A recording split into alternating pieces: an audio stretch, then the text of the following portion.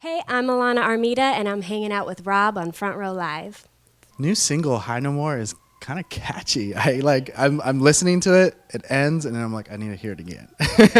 So talk to me about this track and creating the track. Yeah, I did this one with friends of mine, like I do with almost all of my singles. I got in the studio with Alan Maddox, Jay Bach, Mike Schiavo, and then later Alex Kinsey wrote on this song.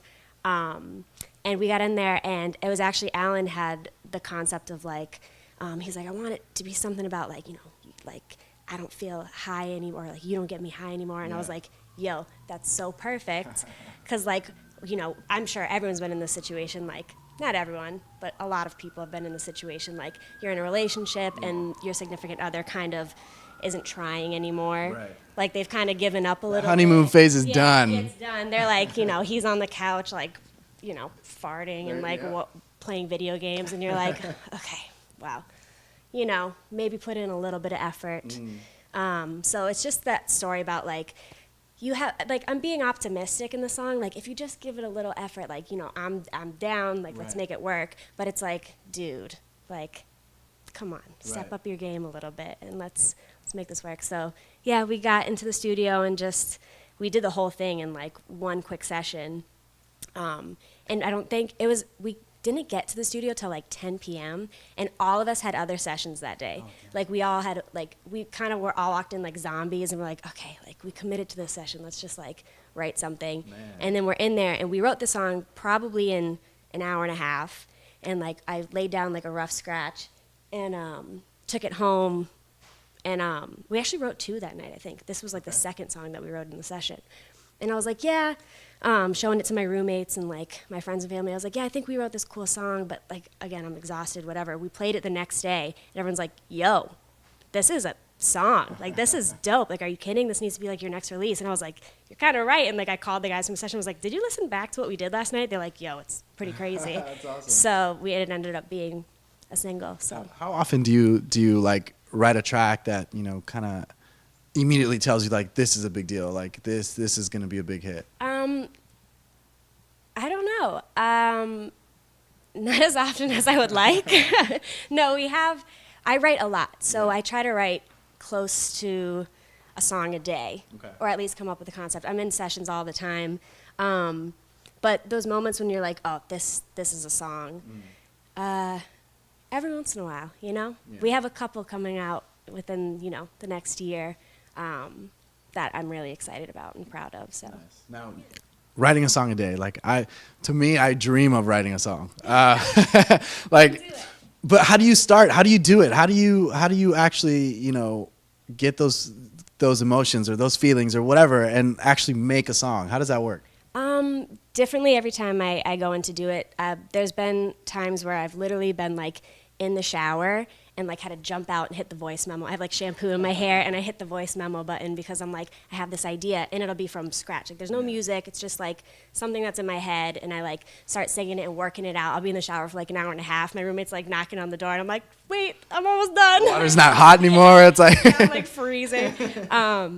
But then other times like I get in a session and like someone's strumming the guitar and it sounds sad, and I'm like, oh, that makes me feel like this. Let's talk about this. Or someone sends me a track, like a full produced beat, and it comes from there. And sometimes it'll take, like I said, an hour and a half to write High No More. Right. Other times, like Addicted to You, which is the first single we released, took 2 years to get right. Wow. Before we put it out. Yeah. So that song, for example, it took you 2 years to create. What was it about the song that you kept trying for those 2 years? It was the first song I wrote with Jay Bach, and it was like exactly what I was going through at the time. Like I came into session like, this is the concept. Like this is what we're writing about today, because I need to get it off my chest. And it was like the first real song that I made that was like, this could do something. It was like the first thing I put out legitimately. And so it was like my baby, and like the concept was super personal, and like it was my thing. So it just getting like the production and just like everything perfect took about 2 years. Yeah. Crazy. We went through like 10 to 15 different versions of the song. Wow, that's Yeah. But that's crazy. And then you release it, and it's like obviously new for us, but it's like, I'm sure for you, it's like, man, So much work came into this. Like I'm tired of listening to the song sometimes. Like Yeah, definitely. Before the release, like those 2 years leading up, I was like, "Ugh, I'm over it. Like I am, like I don't want to hear the song ever again." But then once it came out, it almost gave it new life because now, like, you know, we're playing it off of Spotify or whatever, and then you know, getting to perform it gives it more life because like I haven't been able to perform it until I put it out really. So now, like being able to do a different version of it on stage live and like pour my heart into something in a different way brings it back to life. But yeah, for a while I was just like, yo, if I hear these lyrics one more time, I'm gonna die. now back to High No More.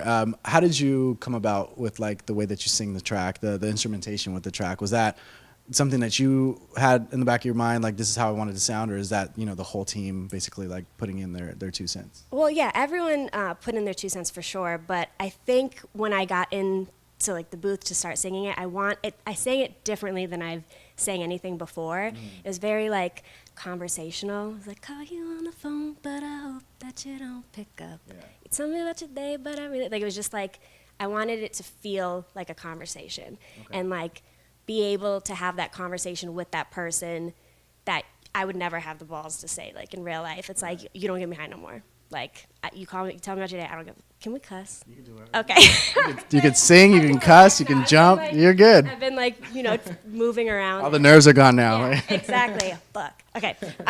So it's like, you tell me about your day, but I really don't give a fuck. Yeah. Like it was being able to sing / say those things that like we all want to say in that situation that we couldn't. So I kind of thought about that while singing it, and it was cool. It was a different way. I felt like it was the first song where I'm like just being me, like in it, and not like I'm not singing in it, and like not like belting. There's nothing like crazy, which like I was worried about. I was like, there's not enough, like it doesn't show like my vocal range and like whatever. And they're like, you'll give them that, they'll get that. They'll come to your shows, like they'll see that. And this felt like, you know, raw, kind of. So.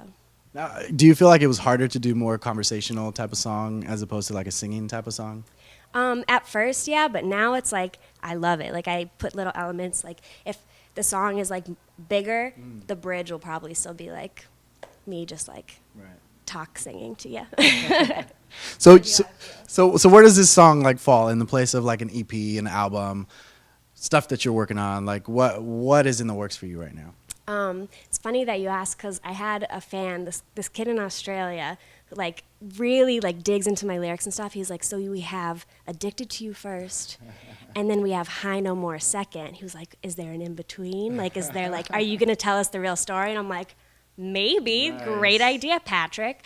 But yeah, I have a lot to say, and not to give too much away, but there are definitely things on the horizon that are coming out that might tell a little bit more of the story. A lot of it is, you know, personal stuff, so you know, packaging it in an EP might be the best bet. But for right now, we're just like singles and just getting music out there for people to hear. I release everything like under my own entertainment company. Right. So we have the freedom to just like, when we have a song that we think is dope, we're like, let's give it to them now. Let's just put it out and see what happens. That's and then, yeah. Now, with doing your own entertainment company, like what kind of kickstarted that idea? Was it the music initially, or did you have other things in mind and started that before the music came out? Yeah, I've been trying to do this entertainment company thing since I was like 16. Oh, wow. Yeah, I had friends in high school, like one of my friends was like a rapper. I sang with all my girlfriends, and like we had a dance crew called the B-Town Ladies when we were in middle school. Yeah, done it all. Yeah. But I was like, you know, you know, maybe B-Town Ladies weren't the best. We had our airbrush tall tees in middle school. We would do the dances at the like 8th grade dance or whatever. Awesome. But so I had a bunch of friends that I thought were like super talented and dope. Right. And I knew since I was like 12 that I wanted to learn the business side of music because like I grew up like TLC and NSYNC, and you know, I'm a 90s baby, so like those, I watched them closely, and I heard about just like the contracts that they signed. Like TLC put out was like #1, and they were bankrupt because of the contracts they signed. I was like, and my parents weren't into, I mean, my parents are music lovers, but they didn't know anything about the business. Right. So I lived in a city where no one was doing music, let alone pop music, and had anything to do with the business side of it. So I knew from a young age that I wanted to study music and figure it all out. So I was just like digging into it as a kid. And at 16, I would like print out agendas and invite my friends over and like sit around the dining room table. This is real. I would like try to force like 16-year-old kids who were just like, do your parents have any booze? You know, like to like sit down at a table and try to like have a meeting and like think how we can, you know, brainstorm and put out music. And no one was like into it. They're like, cool, we just want to go party. So then finally I went to school I got my degree in music business. And then after that, my father and I guess my mom too, we all just kind of legitimized this company. And I'm like the guinea pig project. But eventually we want to like sign other acts and, you know, grow the company. But I'm like It's a good platform, especially like for you to do whatever you want to do with your music and test different things out before you bring any other artists in. Yeah, absolutely. And work out the kinks on the business side of things, you know, because like major labels aren't like the end goal anymore for a lot of people. You know, a lot of people get signed and they get shelved or don't get to put music out the way they want, or like I know people who work at record labels who see like all the money going through all these different hands before, never to the artist.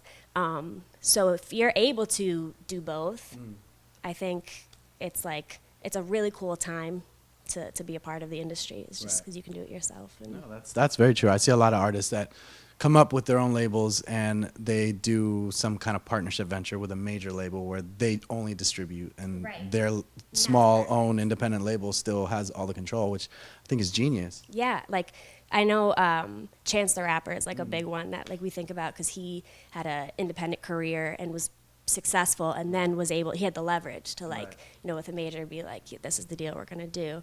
And I think that's the dream. That's like the new American dream as an artist. That's true. Yeah. That's true. So we got the single out. We have, you know, you have your label out as well. Like, what does 2019 look like for you? Any shows for you? Any maybe tours for you? Yeah, I have a show tonight. What? I know when this is gonna come out. Yeah. Nice. I have a show at Black Rabbit Rose. I'm opening for this Grammy-winning artist named Davey Aiden. He's like a crazy like savant piano player, just like crazy. I'm a sucker for piano. I know, me too. I'm a sucker for live music in general. Like I love to go out and listen to like live band. So, yeah, I'm playing that set. I have a band. Tonight is like my first. Like this is the like ILana Armida show. Like it's a full set with my band and like performing my new singles and like some music that's not out yet and just kind of like feeling it out. But we want to do a lot more of that. We'll be doing more shows around LA. We're talking about doing like a little West Coast tour, probably later in the year after I release some more music. So yeah, that's the best part of it is the performing. Like I love writing music. Don't get me wrong, I love it. But even when I'm writing, I'm like thinking about how this will be when I'm performing it live, you know, because that's like the real, that's why I'm doing this. That's the real test, I really want to be on stage and interacting with audiences, and that's the best part. That's awesome. Now, to close us off, why did you want to be an artist? Like, why do you create the music that you do today? A lot of things. I grew up, like I was saying, my parents are both very like into music. They always like there's home videos of me like in my high chair as a baby, and there's just like R&B or like whatever blasting in the background. Like they always had music in the house. So I was always dancing and always singing. My parents are really super supportive. They saw that like I had a knack for it really young. So my mom put me into like dance classes and musical theater really early. My dad like if we were at a restaurant, he would literally stand me on the table and like quiet the whole restaurant and have me sing. I was like, 3 or 4 years old, like singing Look at This Stuff, like Disney channels or Disney, what is it? Little Mermaid? Mermaid, thank you. I have 3 goddaughters. Here we go. I'm not lying to you right there. Oh, wait, hold on. I saw him. There we go. Hold on. They're getting nervous. There we go. So I'm always watching like Disney stuff whenever I'm with them. So I got you. Blame it on them. I mean, I love Little Mermaid, you know? And she's a great princess. She's one of my favorites.